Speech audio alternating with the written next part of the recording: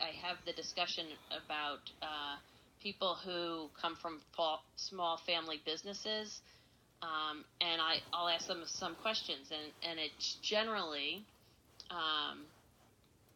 the punchline is the owner is the manager, the decision maker, is the one who gets the profits, is the one who deals with all the conflict, right? In these small family businesses. In big, large firms, the owners are the shareholders, but the decision makers are the top management team. And so the question is, how do you get the top management team to make decisions in the best interest of the shareholders, right? And so that's really this, how do you manage the managers? And so when you talk about agency theory or the principal agent problem, right, governance, these are all kind of the same thing.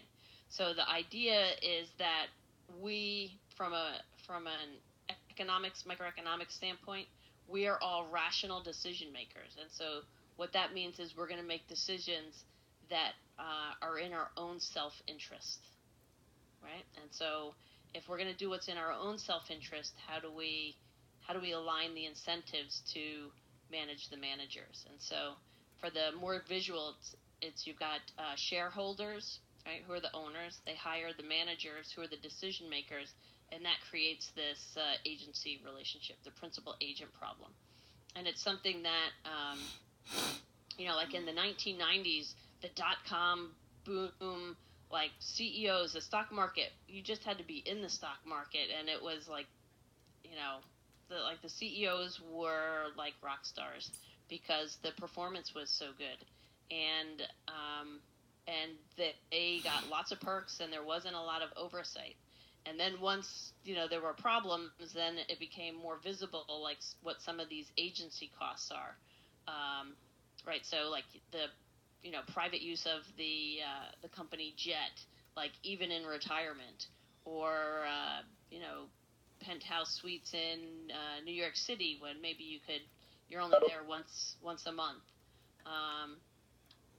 Taking on too much risk or too little risk, diversification. So it turns out the size of the CEO paycheck is related to the size of the company, right? And we already learned that there's an inverse U shape where you can be too big and performance goes down, right? So performance could go down, but your paycheck is still going up.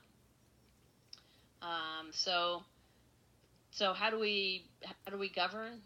There's this idea, these four mechanisms that we're going to talk about is like ownership concentration. So I'm a small potatoes investor, right? I have 100 shares, 500 shares, 1,000 shares, right? And I just can't monitor everything. I have a diversified portfolio, so maybe I've got like 15 different stocks. I don't have access. I don't have the ability to do the monitoring. But my pension fund, right, big investment funds, they have hundreds of thousands of shares.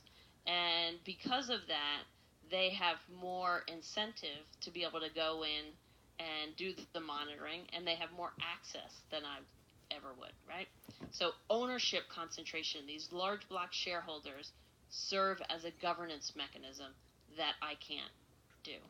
The board of directors, right? So some of the large block shareholders, if you have enough shares, then you get a seat on the board, right?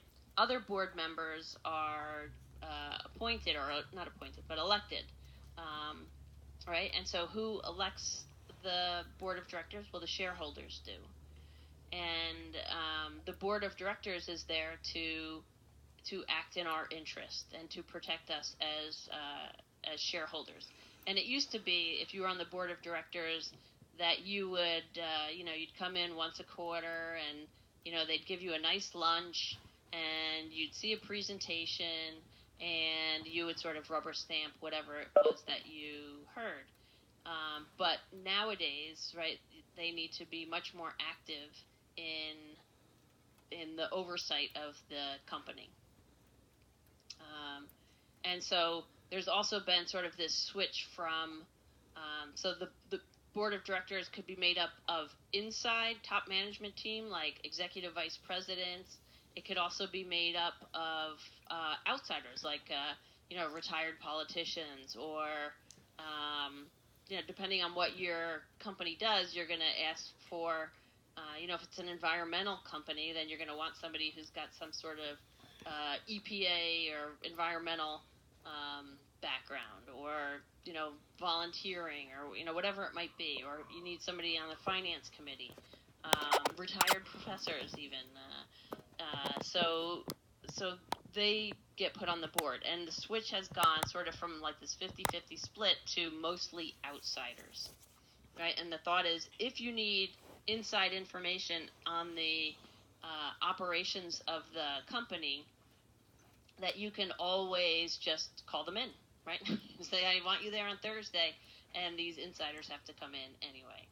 So you sort of have that more outside oversight. One committee on the board of directors is about executive compensation, and so how can CEOs and top managers get rewarded? Right. So some is just basic salary. It could be you hit this target, you get this bonus.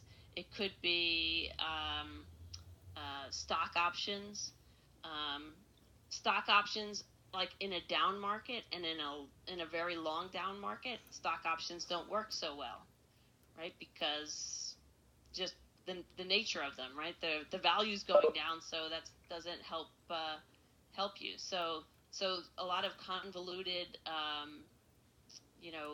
compensation formulas, like how is your company doing relative to competitors or relative to the S&P, and some other things sort of got put into the compensation models as well. So we got these three things that are there to try to help manage the managers. And then the last one is this market for corporate control. So that's really the threat of being taken over, right? So if, let's say Archie just ran his company into the ground and his company has become a takeover target, right? And we acquire Archie's company, who's going to hire Archie?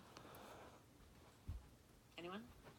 Right? So just the threat of that, like sort of the reputational impact of that, should be enough to get Archie to act in the interests of the shareholders, right? So that's kind of this last one here. All right, and then there's sort of some other backup slides that I have out there for the different governance mechanisms too. All right. So let me put this back and see any questions. All right, still a bunch of you. So okay, so we're sticking with it. Good. All right. So what are we on?